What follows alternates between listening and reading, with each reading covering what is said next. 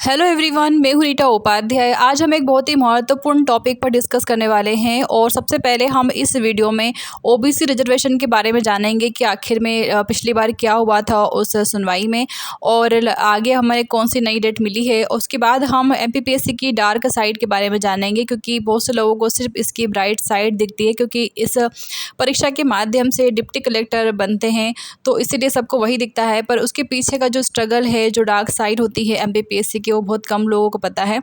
और ख़ास करके ये वीडियो उन लोगों को देखना चाहिए जो अभी जिन्होंने तैयारी शुरू करी है एमपीपीएससी की, जो बिगिनर्स हैं और जिनका सपना है एमपीपीएससी क्रैक करना, तो उनके लिए ये वीडियो काफ़ी महत्वपूर्ण होगा। और उसके बाद हम जानेंगे कि आखिर में ऐसा हम क्या करें जिससे कि जो एमपीपीएससी का डिप्रेशन होता है हर स्टूडेंट को, उससे हम बच सकें।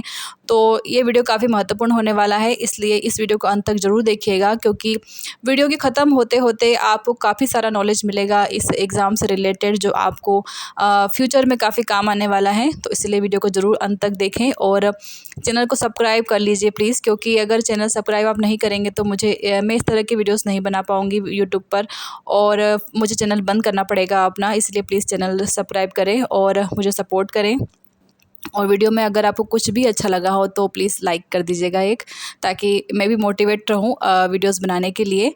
तो चलिए स्टार्ट करते हैं हमारा आज का वीडियो। एक बार फिर से आपका स्वागत करती हूँ अपने चैनल स्टडी विद रीटा में। और वीडियो को हम एक बहुत ही अच्छे एग्जाम्पल के थ्रू स्टार्ट करेंगे। और देखिए, मैं 2019 का ही एग्जाम्पल ले लेती हूँ क्योंकि उससे आपको ज़्यादा अच्छे से समझ में आ जाएगा। तो 2019 के जो प्रीलिम्स हुआ था उसमें जो स्टूडेंट सेलेक्ट हुए थे, तो देखिए आपको क्या लगता है कि क्या 2018 वाले ही स्टूडेंट होंगे जो 2019 के प्रीलिम्स में सेलेक्ट हुए हैं? नहीं, ऐसा बिल्कुल भी नहीं है, क्योंकि हो सकता है कि कुछ स्टूडेंट्स हो उसमें 2018 वाले, पर अधिकतर स्टूडेंट्स उसमें ऐसे होंगे जो 2017 से या फिर 2016 से भी तैयारी कर रहे होंगे, तब जाके उनका 2019 में सिलेक्शन हुआ है। यहाँ पर मैं आपको एक बात और कहना चाहूँगी कि जो भी 2016 वाले 17 वाले हैं तो प्लीज़ वो कमेंट्स करके मुझे मैसेज ज़रूर करें, ताकि दूसरे बच्चों को पता चले कि आप कब से तैयारी कर रहे हैं और कब तब जाके आपका 2019 में सिलेक्शन हुआ है। ठीक है।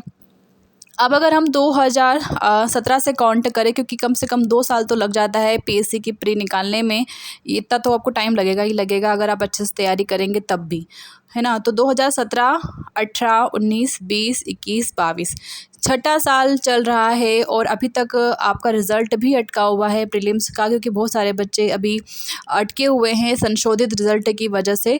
तो छठा साल चलने के बाद भी कोई रिज़ल्ट का ठिकाना नहीं है।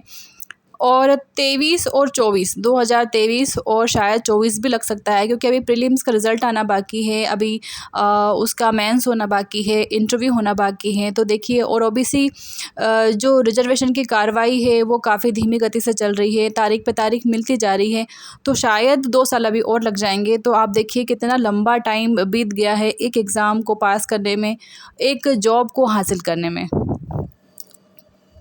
ये एग्ज़ाम्पल मैंने आपको इसलिए सुनाया है क्योंकि देखिए, अब पीएससी का माहौल ऐसा नहीं रहा है कि आपका 1 साल में आप तैयारी करें और दूसरे साल आपको जॉइनिंग मिल जाए, तो ऐसा बिल्कुल ही पॉसिबल नहीं है फ़िलहाल की कंडीशन में। और मुझे नहीं लगता कि आगे कोई ऐसी कंडीशन बन पाएगी जिससे आप 1 ही साल में डिप्टी कलेक्टर बन जाएँ। तो देखिए, और सबसे ज़्यादा महत्वपूर्ण बात यहाँ पर ये है कि मैंने काफ़ी सारे स्टूडेंट्स ऐसे देखे हैं जो कि पीएससी के चक्कर में दूसरी कोई एग्ज़ाम नहीं देते हैं। उनको लगता है कि नहीं, हमारा सिर्फ जो लक्ष्य है वो पीएससी क्रैक करना है और हमें सिर्फ डीसी ही बनना है, उसके अलावा हमें कोई भी पोस्ट नहीं चाहिए, कोई बस हमें अधिकारी ही बनना है। तो इसके चक्कर में देखिए छोटे-छोटे जो पोस्ट निकलती हैं, पटवारी हो गया, जो एसआई हो गया, पुलिस हो गया, कांस्टेबल हो गया, काफ़ी सारे कंप्यूटर ऑपरेटर्स की एग्ज़ाम होती है, तो वो उन एग्ज़ाम का फॉर्म नहीं डालते हैं क्योंकि उन्हें लगता है कि इसका सिलेबस अलग है, पीएससी का सिलेबस अलग है, तो हम कैसे मैनेज कर पाएँगे। जो पीएससी की तैयारी है कहीं वो हमारी कम ना पड़ जाए उसमें तैयारी में टाइम, तो इस चक्कर में वो कोई दूसरी एग्ज़ाम का फॉर्म नहीं डालते हैं।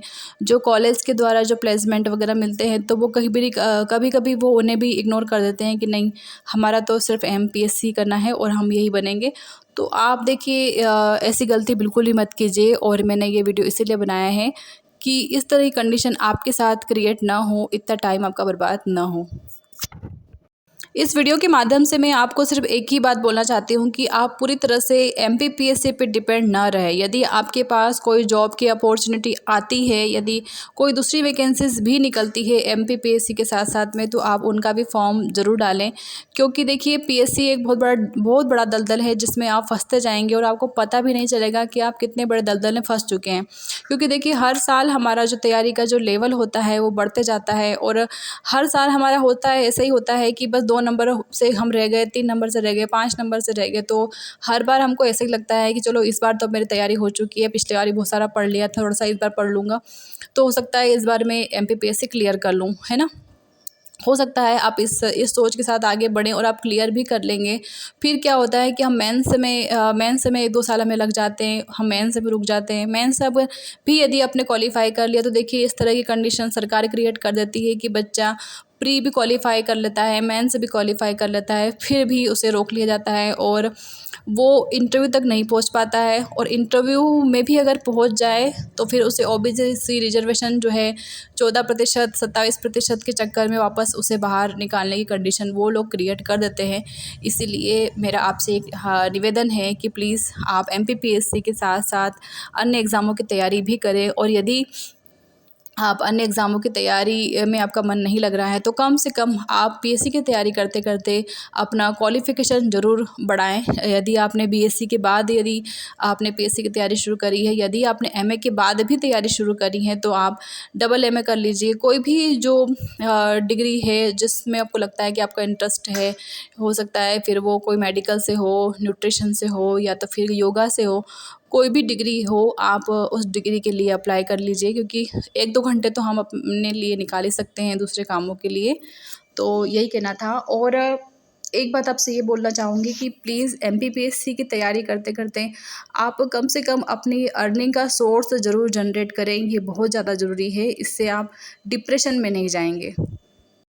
ये मैंने क्यों कहा आपसे, क्योंकि देखिए होता क्या है कि बहुत ज़्यादा लंबा टाइम हो जाता है, पढ़ते-पढ़ते व्यक्ति का मतलब पूरा मोटिवेशन पूरा जो है वो डाउन हो जाता है। और कब तक आखिर बच्चा पढ़ेगा, कब तक तैयारी में लगा रहेगा, सारे काम छोड़ के, सारे शादी-ब्याह छोड़ के, सारे फेस्टिवल्स वगैरह हम छोड़ कर के इसमें लगे रहते हैं, और आखिरी में नतीजा क्या निकलता है इंतज़ार का।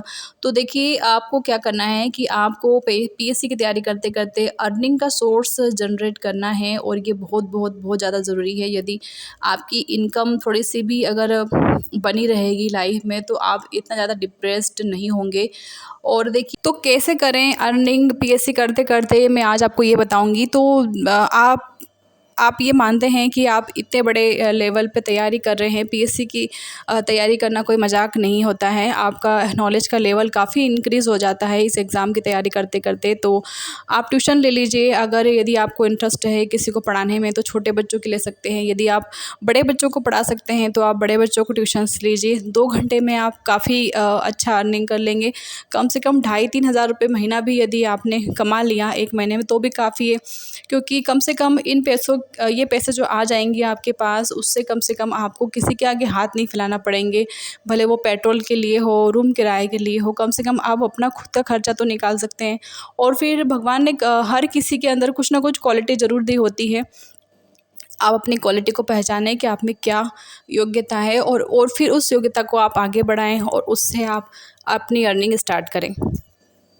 यदि आपको डांस आता है तो आप डांस सिखा सकते हैं। और यदि आप किसी गांव से बिलोंग करते हैं तो आप अपने एक छोटा सा यूट्यूब चैनल खोल लीजिए जिसमें आप अपने गांव के बारे में बताइए। आपने यदि आप किसी जनजाति से हैं तो वहाँ उन जनजाति की परंपराओं को बताइए।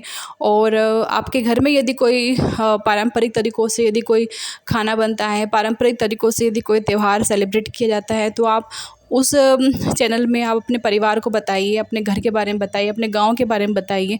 और ये काफ़ी अच्छा सोर्स है इनकम का अभी की कंडीशन में, कि आप इसमें 3 से 4 घंटे भी यदि आप काम करेंगे तो आप काफ़ी कम टाइम में काफ़ी अच्छी इनकम जनरेट कर सकते हैं, और आपकी पढ़ाई भी डिस्टर्ब नहीं होगी।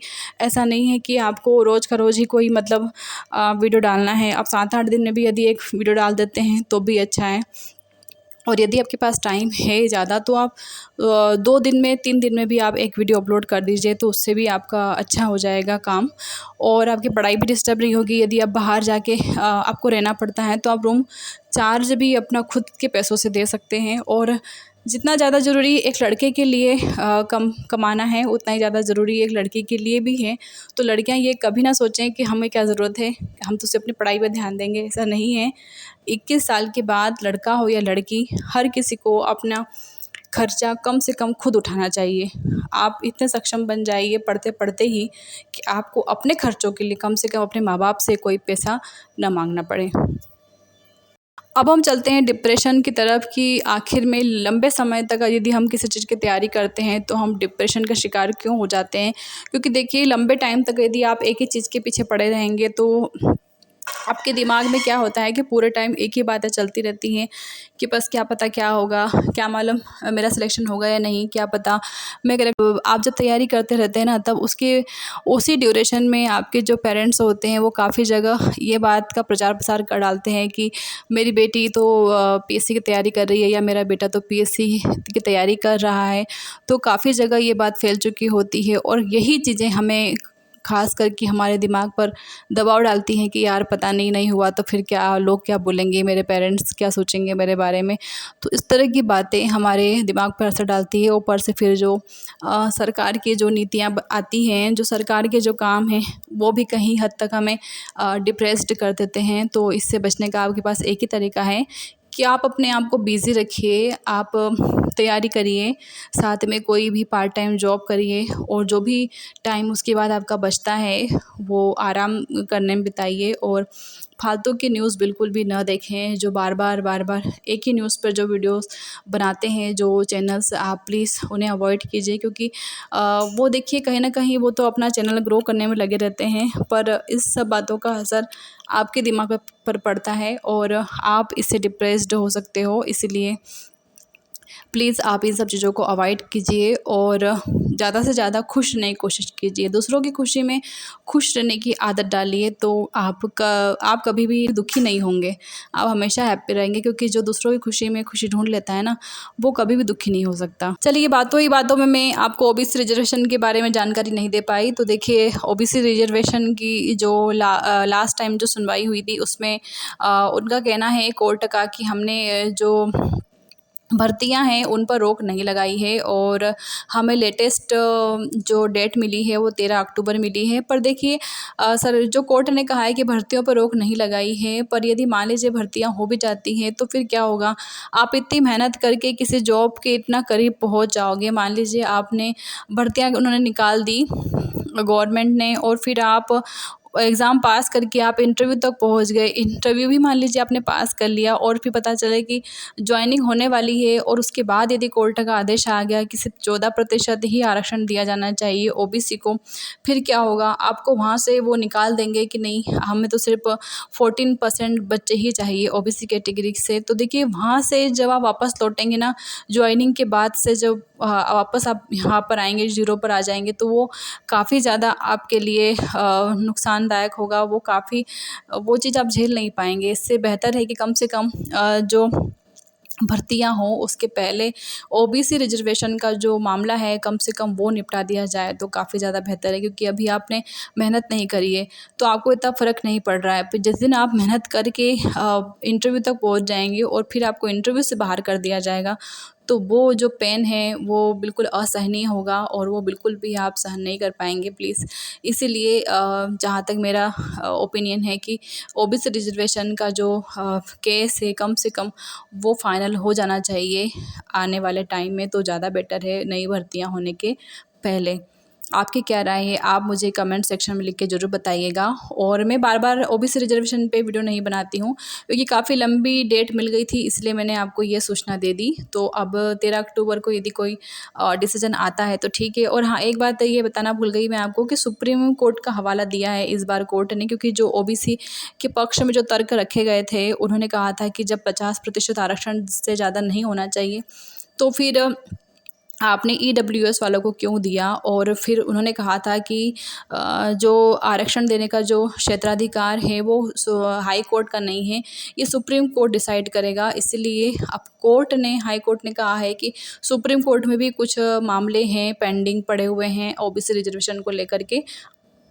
तो उन्होंने कहा है कि सुप्रीम कोर्ट अब जो भी डिसीजन देगी उन केस पर, उसके बाद ही मतलब हम कोई कार्रवाई कर सकते हैं इस मध्य प्रदेश में ओबीसी रिजर्वेशन को लेकर के। तो ये बात भी एक उन्होंने कही है।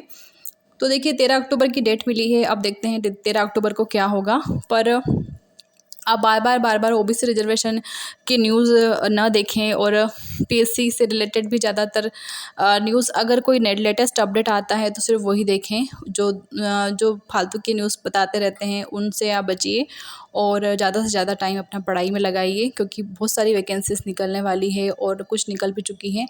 तो उनकी तैयारी में अभी आप टाइम दीजिए, क्योंकि पीएससी को अभी काफ़ी टाइम है आने में। तो जब तक आप उन एग्ज़ाम्स की तैयारी कर सकते हैं। अगर वीडियो पसंद आई हो तो लाइक और शेयर कर दीजिएगा, और चैनल पर नए हो तो प्लीज़ चैनल सब्सक्राइब ज़रूर कर दीजिएगा।